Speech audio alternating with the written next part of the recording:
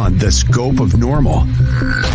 On UPRN Talk Radio FM 107.7 in New Orleans and FM 105.3 in Mississippi. If it's unexplainable, we're talking about it. Whether you're a believer or a skeptic, we cover everything where the unknown becomes the known. And now, here are your hosts, Jenny Nicasio and Tom Callway. Good evening and welcome to Chasing Prophecy on 105.3 in Henderson Point and 107.7 in New Orleans. I'm Jenny Nicasio along with my fabulous co-host Tom Callway, where we discuss anything and everything beyond the scope of normal. There you go. Hi, everybody. Well, Tom, it did not work because it's live and you can only see part of my screen. So TikTok is not right. So we have to redo all that. So I have to end it because you can't see. It's ridiculous. Hold on. I got to get out of here.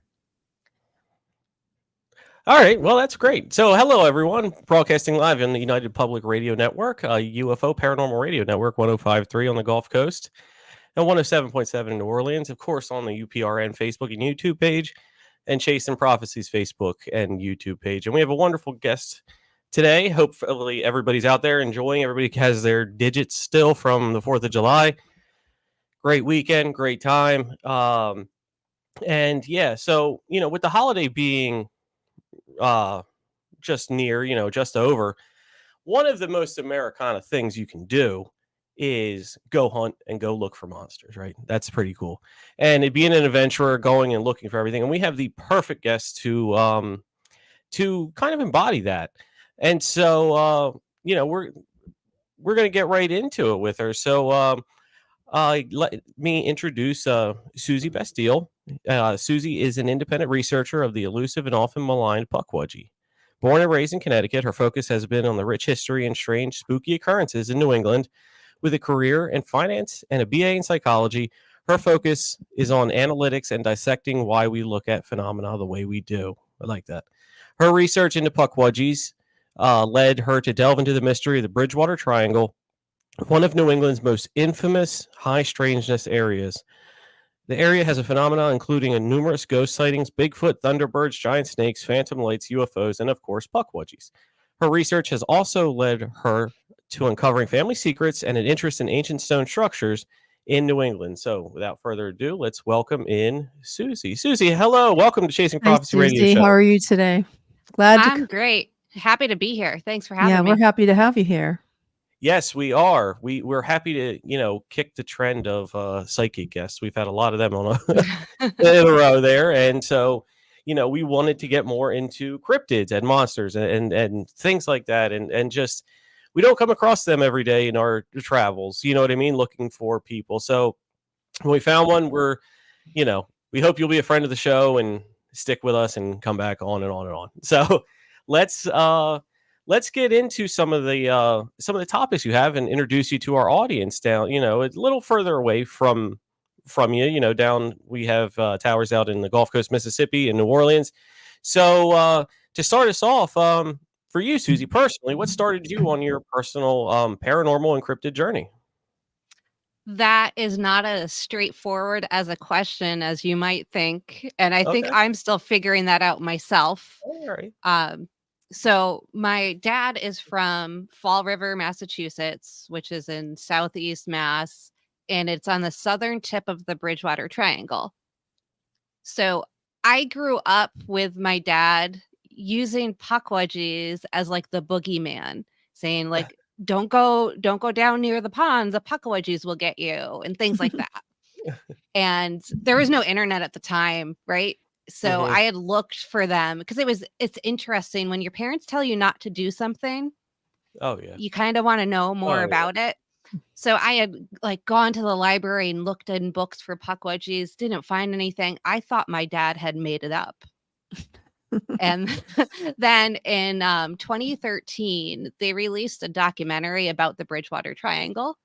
And in that, they talk about Pukwudgies. And I said, oh my goodness, my dad didn't make those up. And I started looking into them. And if you Google them, you don't find a whole lot. And what you do find contradicts itself. It doesn't make sense. Mm. And so that made it even more intriguing to me. Yeah. I've seen a yeah. couple videos on them. They're a little weird looking. And they sort of remind me of like a gremlin. You know, like a don't get Yeah, water on it. like if a troll and a porcupine had a baby sometimes. Yeah. Yeah, definitely. Now where I am in southeastern Pennsylvania, you know, there's a lot of on the Delaware and the native Lenape had a similar Pukwudgie in the North America. You know, they actually use the term too. So in reaching out to the local, you know, indigenous folk in the area, you know, for this, I don't know if the lore is the same, but these how they explained it to me were more forest spirits, sort of in the Fae family, but not really. But you know, we're nice with people, and then something happened, and they don't like us anymore. So they're more tricksters trying to harm us. Is that the same as up where you are? Yeah, that lore kind of originated up here. And that's Okay. one of the things that's important when you're looking into older lore is it has a tendency to go from folklore to fake lore over time. Gotcha. There was a book written in 1934 by a woman named Elizabeth Reynard, and it's about the folklore of Cape Cod. And she interviewed a man named Red Shell. He was a historian for the Wampanoag tribe, which is the tribe in that area. And he told this story about their creator deity. He was a giant named Maushep. And the Pukwudgies kind of getting into a battle, and the Pukwudgies killed Maushep's son. And then Maushep was so distraught that he unalived himself. But that man was using Pukwudgies as an analogy for Europeans and what the Europeans did to them. Oh. Yeah, and as you know, this is a first contact area. Not, you know, technically, you know, we had Jamestown, but you know, the colonies really took off here. And when the Pilgrims came, they heard about these little entities and immediately thought demons, because that's the lens they were looking at it through. So that's one of the things that kind of intrigued me when I first started researching, is that there's all these stories about how they're dangerous and evil, but then you read the encounters and they're all super chill. No one, you know, they're scared because they're seeing something weird. Yeah. But in a lot of them, the Pukwudgie seems to be more scared of them than they are. I see. Okay. Makes sense. And plus, if it's, you know, a troll mixed with a porcupine, it would probably be visually, you know, terrifying too in some degree. Yeah, and you know, you have to feel like you're going crazy, right? You see, you know, a Yeah. leprechaun in the woods. Yeah. All right, Jenny. Can you give us one of your most, I don't know what that word is, intriguing story? So my personal favorite is a man whose name I don't have permission to share, but he was from the encounter happened in the Freetown State Forest, which is also in Southeast Mass, at a place called the Assonet Ledge. A lot of the Pukwudgie sightings are people walking their dogs, which this one was also. So he had let his dog run up ahead of him, and he just heard the dog kind of yelp and then start to growl. And as he got closer, like, he couldn't see what the dog was growling at, but as he got closer, he saw what he said was about a 3 foot tall, pot bellied little man, or a little troll. He said it had a chipmunk like face, and kind of like big ears. And he said they kind of just had a staring contest. Like the dog was kind of frozen, the creature was kind of frozen, and they just kind of stared at each other for a while.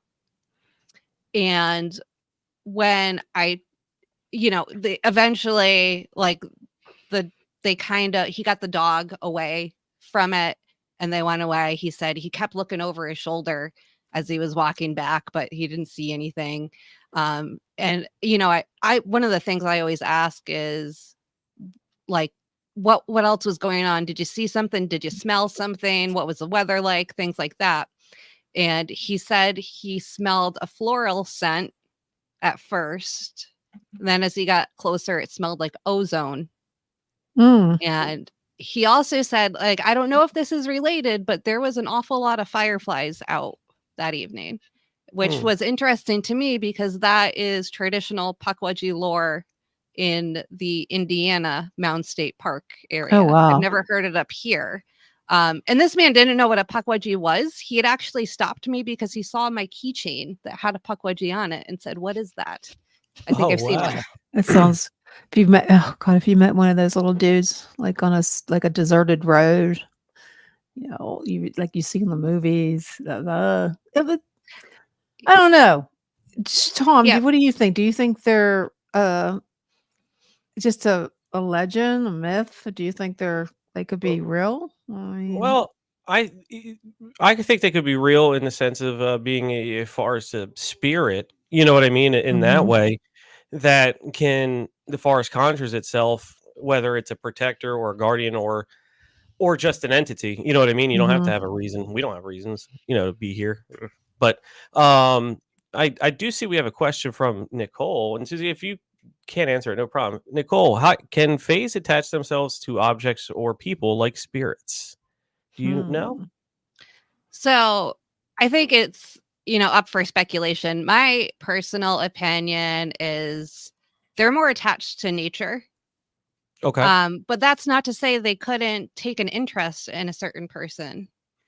There have been instances where someone had a Pukwudgie sighting. And then this is the creepy part. Later on, there was one woman who reported seeing it peeking in her bedroom window at night afterwards.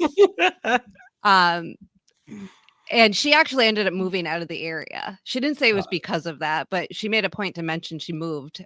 And that always seems that's been similar things have been reported in other encounters, but it's always women. It's never men that have problems afterwards. oh wow. Now, this might be completely off topic, but this reminds me of the fable Rumpelstiltskin. That's what I see when I look at your logo. So, I definitely had to throw that in there. It's just that's my visual. Keep looking at the your logo there.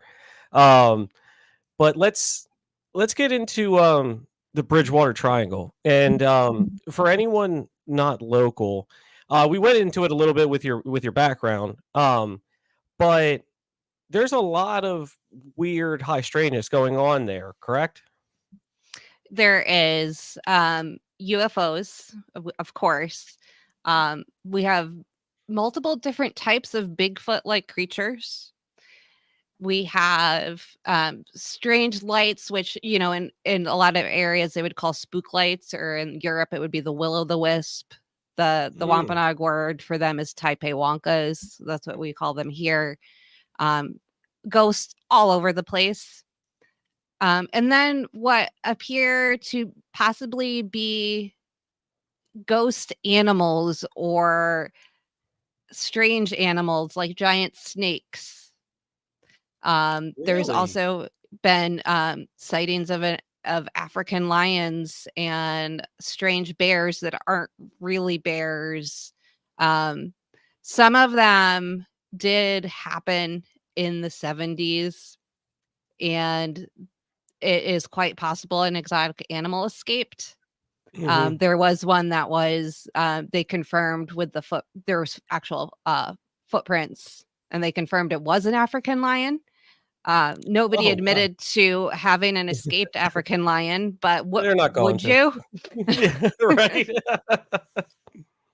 No, but I just saw this behind your head. Is that a crayon or watercolor of the Hopkinsville goblins? Yes. Yes. Yes, it is. That is so wonderful. Man. Ah, favorite guest. That is wonderful. I really appreciate that. That is so I cool. had those commissioned. There's actually 3. There's one above that you can't see. Okay.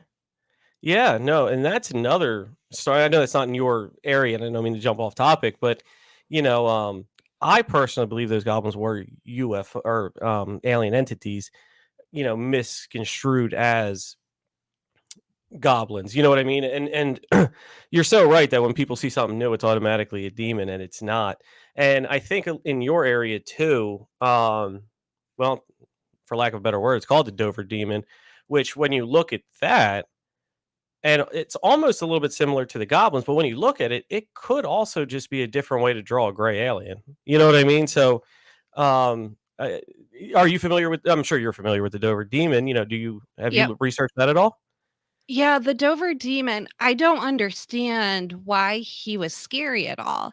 If you like read about it, look at the drawings, he was Hmm. kind of pathetic, really. Like he kind of looked like a drunk gray alien. Like he was Yeah. having trouble walking, he was holding on to things, like maybe he was having trouble with gravity or something, but he was not having a good night, and he was not a threat to anyone. So why they And- call him the Dover demon, I don't know. Yeah. I mean, it has to be, just for lack of a better word, but no, I believe it was just saw by a teenager, which Yep. you know is not going to be a full grown adult male anyway. But you know, yeah, I've seen the drawings. I've seen plenty, and the tallest drawing I saw was like up to like someone's quad or something. Like it wasn't big at all. Um, Man, I could just sit here and talk these monsters with you too. Another one that I love, Flatwoods, but you know, Mhm. that one was tall from everything that they said. That Yeah. thing was like Yep. 8, 9 feet tall. But I'm hijacking the show again. So let me get into this one. New England has its share of UFO stories in such a small area. Do you have a particular favorite? Maybe one we might not know or we do know? So I'd be remiss if I didn't at least mention Betty and Barney Hill, but Hmm. up in the Bennington Triangle, but that's not my favorite. It's probably just the most known. My favorite is what most people call the Pilgrim UFO sighting. It was in Boston, 1639, and this Oh, was way back. yeah, this was Yeah. recorded by Governor John Winthrop. He was governor of Plymouth Colony. Hmm. And in the March 1st entry in his journal, and his journal was all about like the hardships they were facing during this time until you get to this one entry. So that in itself is interesting. And he did not witness it, but he did record the eyewitness testimony. And it was 2 men in a canoe on a river, and they see a light in the sky. They said it was about 3 square yards. Hmm. And they said when it was standing still, it would kind of flame up. And when it was moving, it would be kind of more concentrated. And it Yeah. was kind of darting back and forth. They said it lasted for 2 to 3 hours. And during this time, they drifted about a mile downriver. And when the light disappeared, they were suddenly transported back to where they started. So Wow. it's almost like they lost time. And there were multiple other people who witnessed the light from land, but didn't have time loss or anything strange happen like that. It was just the 2 men in the canoe that had that. Hmm. Yeah. I love the 1639. Now you got to keep in mind everybody used the sky for directional travel at that point. So I would expect that they would know what phenomenon go on in the sky. You know what I mean? So for them to see that, that's really interesting. And there Yeah, was that is less in the interesting. sky to confuse it with at that point too. You didn't have planes and satellites and things like that. Very good point. Yeah. Yeah. Jenny? Yeah, tell me some more Bridgewater Triangle stuff. How does it similar to like areas in like not Western Pennsylvania? Like there's the Chestnut Ridge, Like the Ohio River there's Valley. the Mhm. Montana. What is that? The Montana thing where there's come on, Tom, you know what I'm talking about. Where there's like a portal or some kind of house that vibrates. Like you don't know what I'm talking about, do you? Oh, you're talking about there's a David Paulides always gravitational. talks about it. Like there's something off on the house. Have you ever heard of that? I have to look it up. I know what you're talking about the It's in Montana. yeah, like stuff rolls uphill and things like that. I can't Well, remember the name of it right now. there's an area in Pennsylvania. I don't know if anybody out there knows what that is. That the hill, it's like when you never heard of the Pittsburgh. Oh, I wish Sean Kelly was here. There's a hill in Pittsburgh that it's you it's so steep, and people say Mhm. when they go up it that they kind of I'll have to look that up. No, I I know what you're can't believe talking we about. don't It's know. cars I that can't go idle, believe. they go uphill. It's a Yeah, well, gravitational no, shift. there's a hill. Does anybody know it out there what I'm talking about in Yeah, Pittsburgh? comment below if you have. But yeah, what other what other interesting stories that you might have off the top of your head from, Bridgewater? Well, one of my favorite stories is in the late 30s. They sent some men in to kind of do some conservation work and make trails. Oh, did you find it? Yeah, it's called the Mysterious Gravity Hill in Pittsburgh.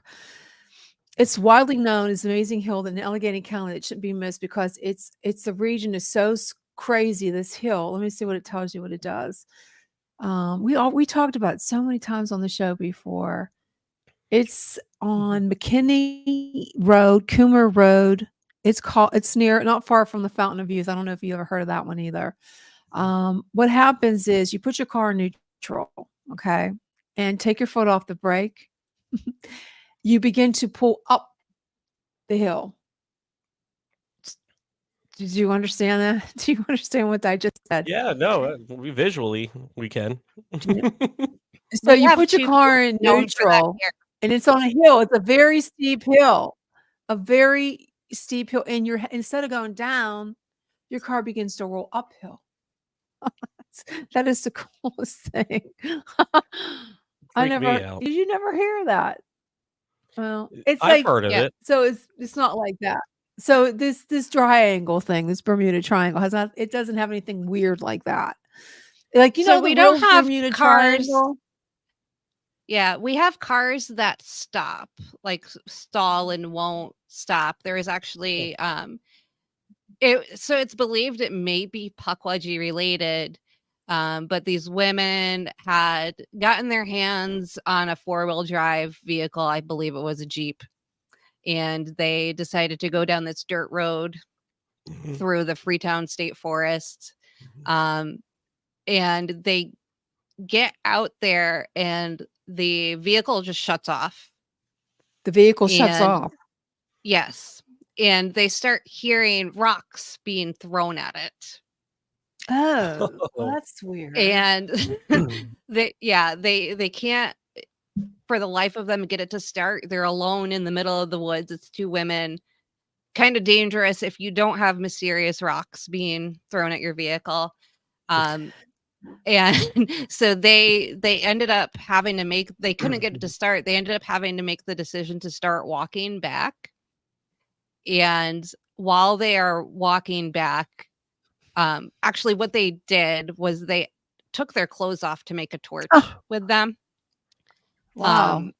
And while they were walking back, they had headlights come up from behind them and then like right as it would have been approaching them, just disappeared.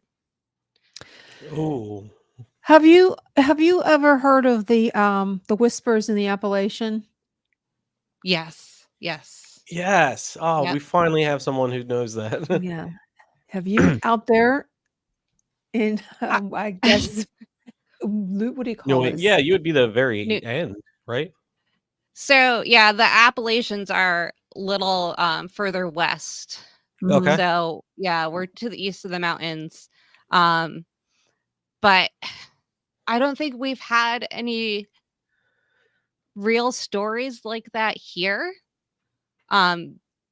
Nothing I've heard of aside from like, I know a guy whose cousin had a mechanic who said this type of thing. Mhm. But I've never heard any like eyewitness accounts or anything like that. But their Pukwudgies are known to lure people. Mhm. And there was an encounter where his name was Bill Russo.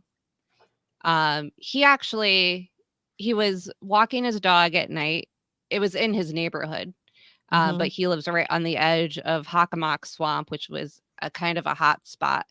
And he had the same thing happen. The dog noticed it before he did. Dog started growling. And as he gets closer, there's this one street light. These are all small towns. They're not cities by any means. So there's just the only light is this one street light. And underneath the street light, there is about a 3-foot tall creature, big pot belly, covered in black fur. What? And he thought it was a kid in a Halloween costume at first. And what time was this at night? So he was working late shift. So it was around midnight. He got home and decided to walk his dog. And Gotcha. yeah, he was Walking thinking your like, why dog. is this kid out here? It was around Halloween. Yeah. Well, yeah, Yeah. yeah, you could think of that. I would And this think is that too. this is the only encounter where I've heard of one speaking to someone. But as he got closer, it started to say, it wasn't English. It was saying, "Iwanchu Kia." He won. Yeah. And it was going like, it was motioning to like beckoning at him, come here, come here. He What? thinks it was saying, "We want you, Want you come back here." here. That's what it was. Okay. That's what he thinks it was saying. And he says like, I don't know what would have happened if I went with it. But the dog was freaked out, so he was not going to go anywhere with it. Listen to the dog. If But you're that just- language, was that Cree or was that? So It could be, yeah, it could be the area, it would be Wampanoag. It is Okay. nothing in the Wampanoag language. He had Okay. someone reach out to him that said, it would have meant such and such in Lakota, but that's out all the way out west. It wouldn't make sense No. for it here.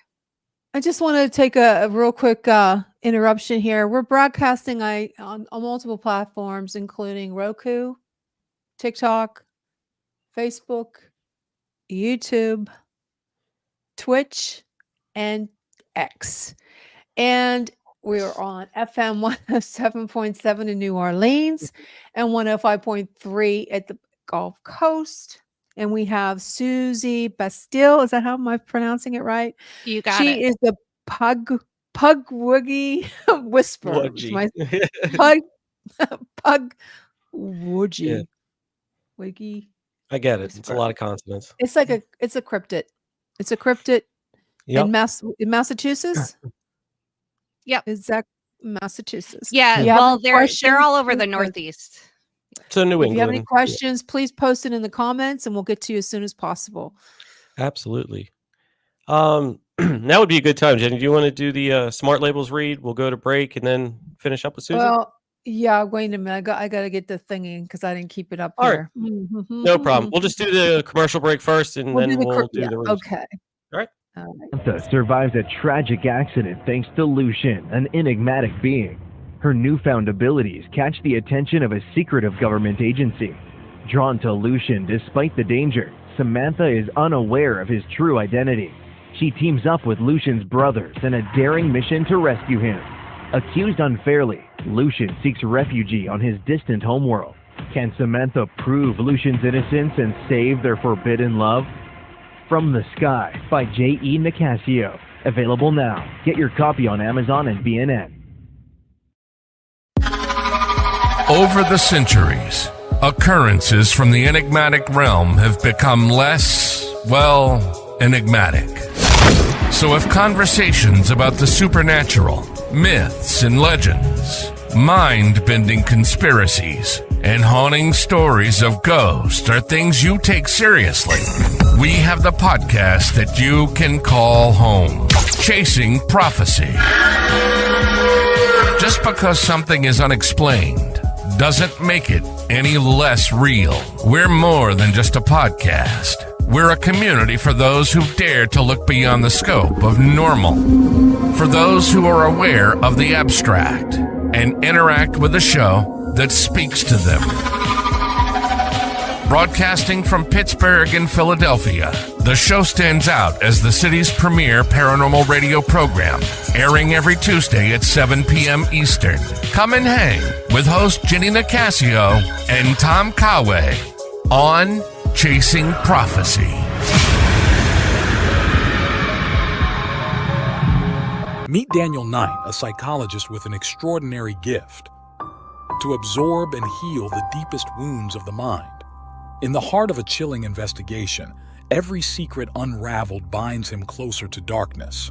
But as he delves into the psyche of a killer, his own demons emerge. Caught in a battle within and against an evil that seeks to exploit his powers, where the line between savior and victim blurs. Dare to heal the wounds of the mind. Healer. Read it today. Welcome to the extraordinary world of the Chasing Prophecy radio show, where we delve into the mysteries of the universe and the depths of the human mind. Our listeners are a unique blend of curious minds and adventurous spirits, always eager to learn, explore, and discover. They're not just listeners, they're a community. And what better way to reach this vibrant, engaged audience than by advertising with us? When you advertise on Chasing Prophecy, you're not just buying airtime. You're becoming a part of a conversation, a part of our family. We offer a variety of advertising packages tailored to fit your needs and budget. And with our dedicated team, we'll ensure your message resonates with our listeners. So why wait? Grab this opportunity to amplify your brand with Chasing Prophecy Radio Show. Let's embark on this journey together. Chasing Prophecy Radio Show, where your brand meets our community. Fill out our advertising form on our website, www.chasingprophecyradio.net, to get started. That's www.chasingprophecyradio.net to get started. I'll be right back. All right, Jenny, you want to do that read? And then I'm going to put Susie on the spot here a little bit. Okay. These are smart labels. These are great. If you can see them. Summer's officially here. I am so glad. It's time to pack away all those winter items and get ready. Well, you're going to be unpacking soon because what is it? August, February, let's see, August, autumn, Halloween. You're going to be taking out those and you're going to have to put them back. So there's a product here. It's called Smart Labels. And let me tell you, your future self is going to love it. Okay. Here's how it works. You buy the Smart Labels QR code on Amazon and stick them on your storage bins. Now make sure you don't do like I do because mine are a mess and there's nowhere to, they're taped up, but there's markers on them. There's tape. I have them. They're terrible. So you don't want to do that. So once you get your code on Amazon, stick them on the storage bin boxes, totes, anything that closes and you can't see what's in there. Okay. So you download the Smart Label app from either Google Play or an iOS Apple Store. Scan the QR code and catalog all the stuff going into the bin with its name, description, picture, you name it. Then about months down the road, okay, you're going to look for them. Okay. You're looking for those things, like your Santa Claus, your stockings you stored somewhere. You can just search in the app and it'll tell you where you put them. So my winter and summer clothes is in bin 7. That purse that came back in style, look in bin 5. Seriously, people are calling it an organizer's magic. Okay. So if you're doing your spring cleaning and getting ready for summer move or just wanting to get organized, you just need to check out smartlabels.com. Well, is it Smart Labels? Oh, no, I got that wrong. So Smart Labels on Amazon. That's smart. I was right. Smart Labels, one word. Okay. And get started with your Smart Labels pack today. These are really good. My son just moved back here to the Berg, and he could have really used these because if you can see, Yeah. can you see those Yeah, guys? Can you see these? It's a really And the owner, nice. David's a fabulous man. I've gotten to know him fairly. He loves paranormal. He loves the program. He is one of our loyal listeners in the South, 107.7 FM in New Orleans, to be specific. But I definitely have used them. I have a storage unit. I take advantage of the storage unit. And once I learned about smart labels, I was like, man, this is going to help me so much. So Hell I did. yeah. I used it. They're a great It's company to literally an work app. I with. just look. I'll be like, all right, I got to go to bin 6 for this. Once and done. Forget it. Yeah, this is a great company. And where did he go? I guess he decided to leave. Tom, where'd you go? Oh well, it's just you and me. We Susie. can have girl talk now. What Yeah, do we we want can to have talk girl say talk. about See, him?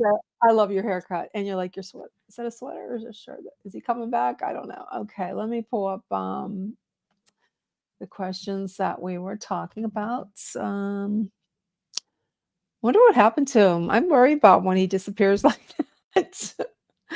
Okay, and so New England has its share of UFOs stories in a small area. What's your personal? I think did we already touch this? What's your personal favorite? Yeah, there was the Pilgrim UFO sighting, but there was a pretty well-known one in the Bridgewater Triangle that was also interesting. Again, it was two men. They were actually radio hosts, and they were on their way home, and they saw the interesting part to me was they said it was shaped like the home plate of a baseball field. Oh wow. Yeah, Okay. Since you go ahead. I'm sorry. and Okay. so and they apparently they went back and started talking about this, got a lot of flack for it. So that Well, I that's good. also enjoy that stuff, Welcome Sorry back. about that. Where'd you Yeah. go? I I thought didn't know you if it were. was And me. I didn't know Nicole if it said was you were me. abducted by aliens. I was. I was. So let me remove this and actually let me put it on for Susie. Why This is a is wonderful Sean idea. I want you to Kelly walk stuff us up through here? Susie Cam, okay? Okay, All but why? right. Wait, let's just wait. What is Sean stuff doing on here? absolutely feral. Oh Be my the God. weirdest, scariest, most beautiful. So Something's going on. I'll get this it back. is But go ahead. Go ahead, Susie. this is a wildlife preserve near where I live. So I started taking I got a GoPro because I had an issue with camera battery draining and then the videos being gone from both my digital camera and my cell phone. So I said, I'm going to get a third camera. And then if all the videos are gone, we know something definitely happened for sure. So I got a GoPro. And I also figure like I can barely get my phone out in time to get a picture of my cat when it does something cute.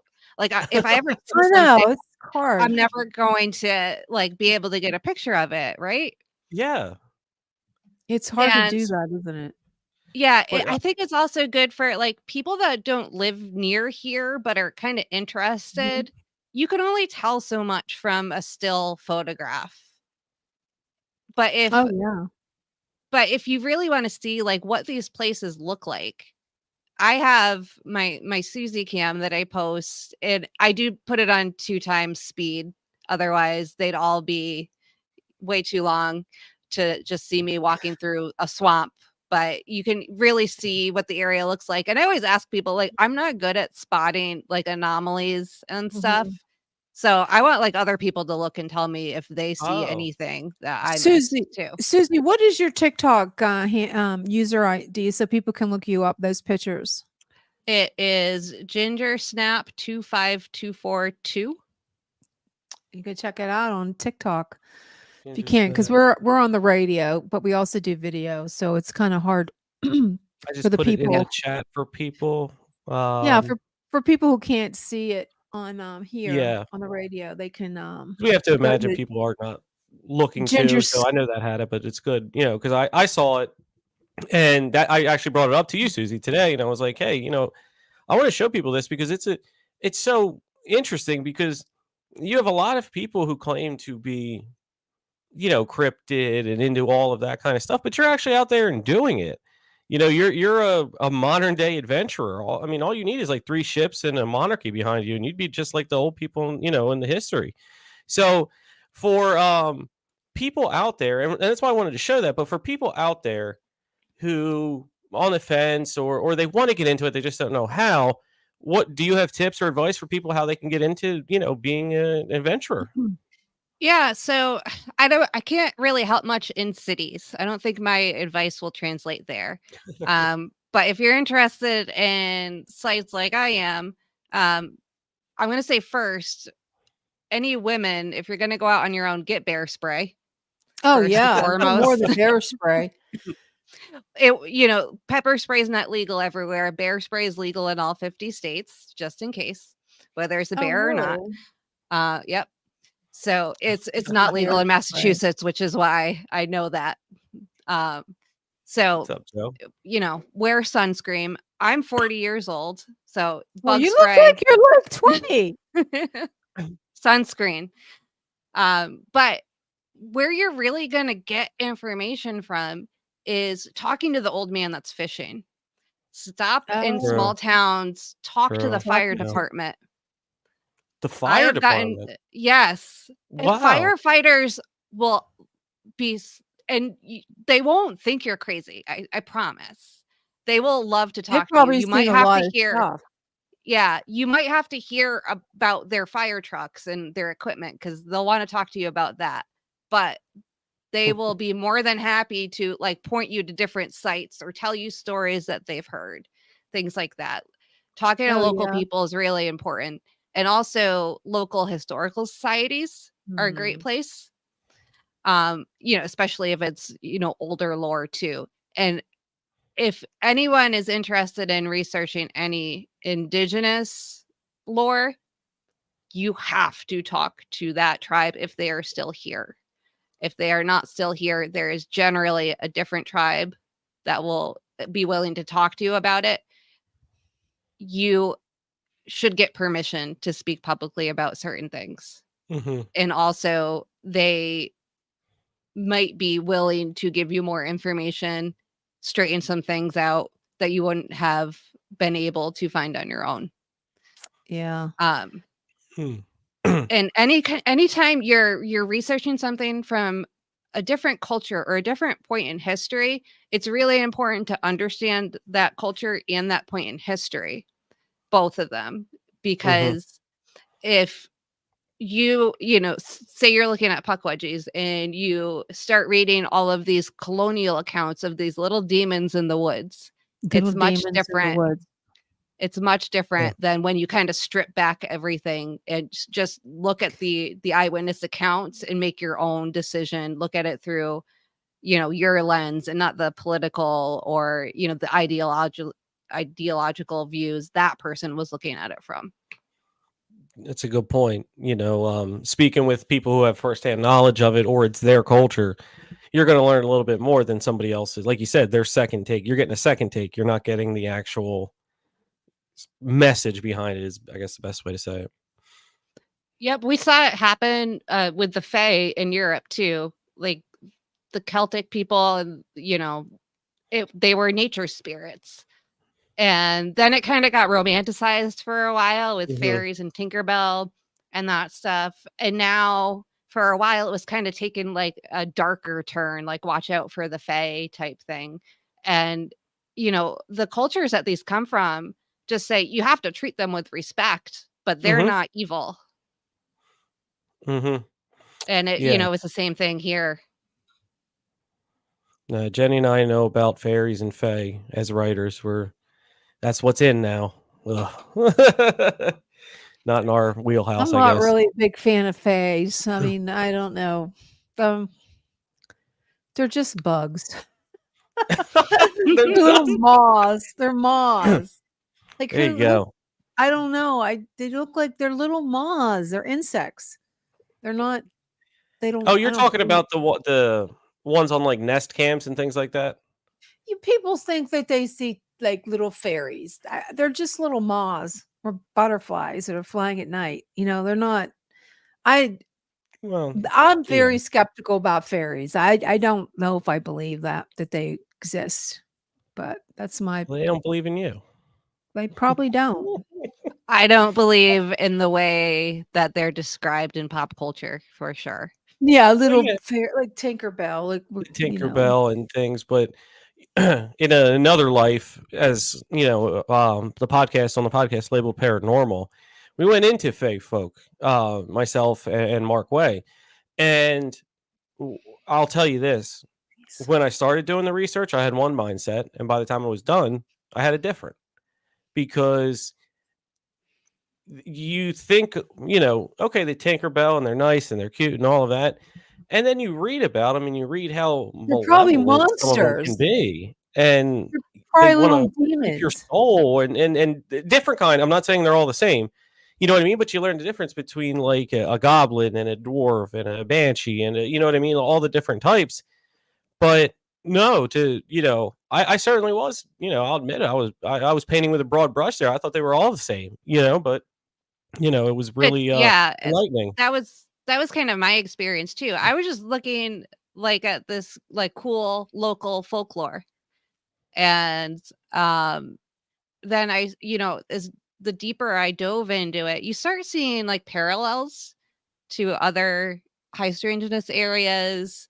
You see like connections with Pukwudgies and Thunderbirds, and then I Bigfoot saw a sightings and Thunderbird. UFOs. I Yeah, saw a Thunderbird. I believe in the Thunderbirds. I seen one. It is the I've most heard scary in freaking Western thing. Pennsylvania, Yeah. there's like the Black Forest region. Yeah, Yeah. Western Pennsylvania. That's where I seen one. It was the wingspan on this thing, and it had legs, it had arms, it had it was the most horrifying thing I ever saw in my life. So was And yours like a humanoid with wings? That's what it looked like to me. It had red eyes. It sort of looked like Mothman. It had horrible looking eyes. It was You're so not too far scary and away. sinister. And There was they call it a Thunderbird sighting, but I think it sounds more Mothman like that happened in the Bridgewater Triangle. I don't know if any of you guys out there have got a glimpse of Mothman.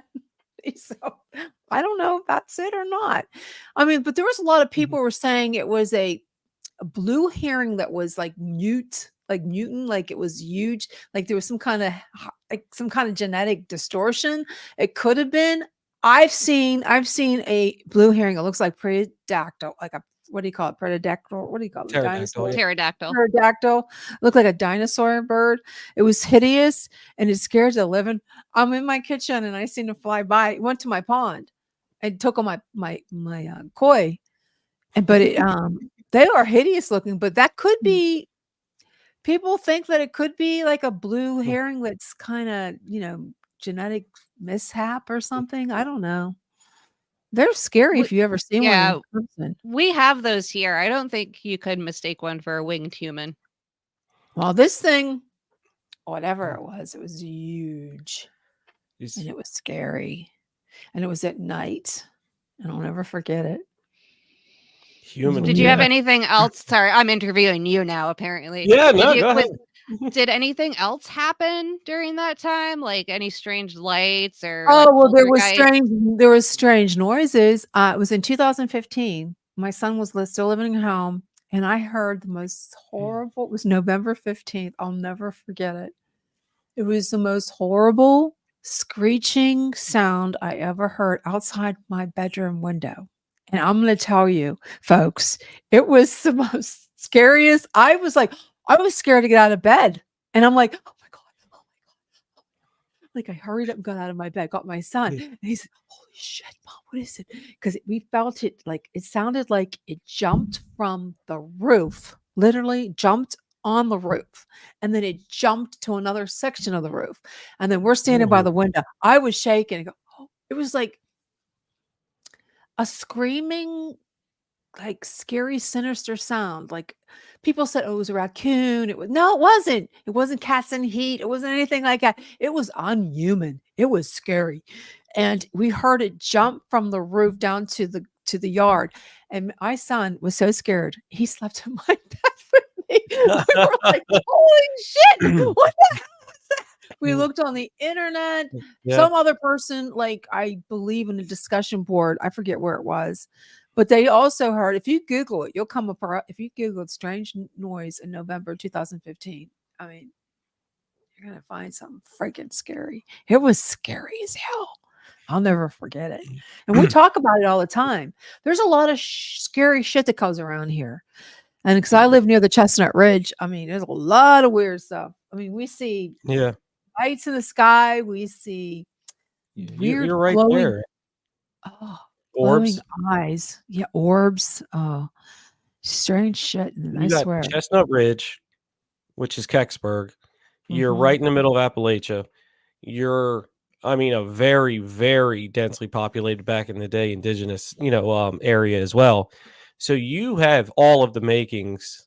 The soil is fertile, I'll say, for all of the There's a lot strangeness of weird stuff. A lot of weird stuff that happened on my cul-de-sac where I live. I mean, I can't explain some of the things that happened. One time we got struck, my neighbor's house got struck by lightning, and I felt the lightning in my house. I literally saw my doorknob light up. Now, how is that possible?